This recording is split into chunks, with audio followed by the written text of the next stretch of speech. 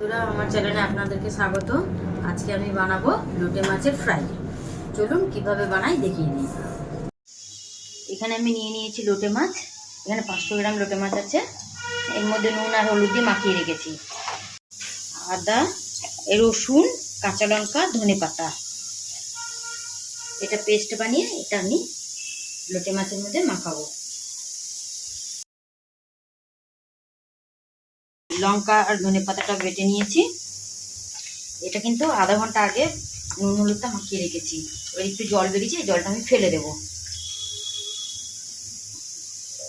কাঁচা লঙ্কা, রসুন আর ধনেপাতাটা দিয়ে আবার মাখিয়ে রাখলাম। এটা একটু 10-15 মিনিট মাখিয়ে রেখে দেবো। তারপরে আমরা আবার আসছি। আমার কাছে বেসন ছিল না, আমি এটা ছোলার ডাল বাড়িতে গুঁড়িয়ে আমি বেসন বানিয়েছি। একটু বেশ দানা দানা আছে, তাহলে ক্রিস্পি ক্রিস্পি খেতে হবে, বেশ ভালো লাগবে। একটু লঙ্কার গুঁড়ো দিয়ে দেবো, তাহলে কি একটু কালার হবে। বেশ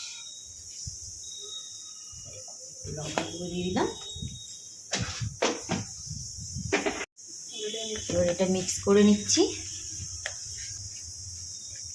এবার আমি এর মধ্যে একে একে মাছগুলোকে কোট করব। এইভাবে একটা একটা করে মাছ আমি কোট করতে থাকবো।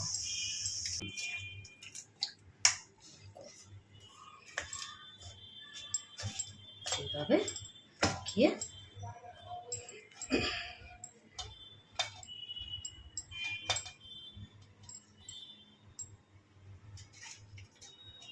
খেয়ে নেবো মাছটা।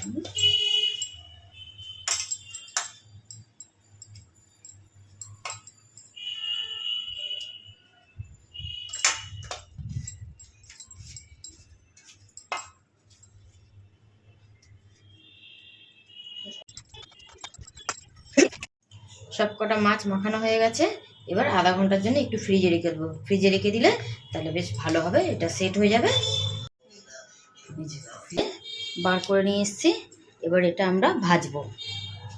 কড়াই গরম করে এর মধ্যে তেল দিয়ে দিলাম, সাদা তেল গরম করে নিয়ে এবার এক একে মাছগুলো ছাড়বো। গরম হয়ে গেছে, এবার আমরা একে একে মাছগুলোকে ছাড়ছি। করে আস্তে আস্তে করে, বেশি করে দেবেন না, অল্প 2-4টে করে দেবেন, তাহলে খুব ভালো ভাজা হবে।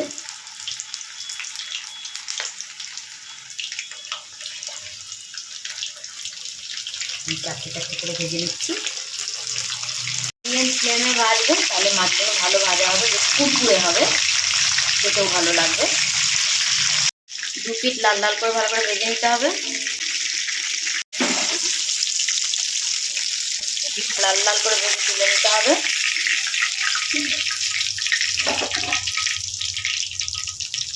ভালো করে তেলটা ঝরিয়ে নিই।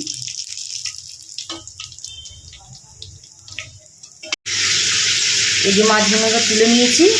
এবার দেখুন কতটা ক্রিস্পি হয়েছে। সস নিলাম, একটু পেঁয়াজ নিলাম।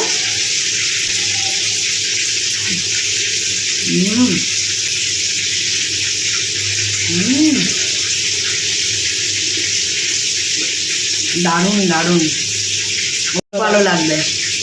অবশ্যই ট্রাই করবেন বাড়িতে।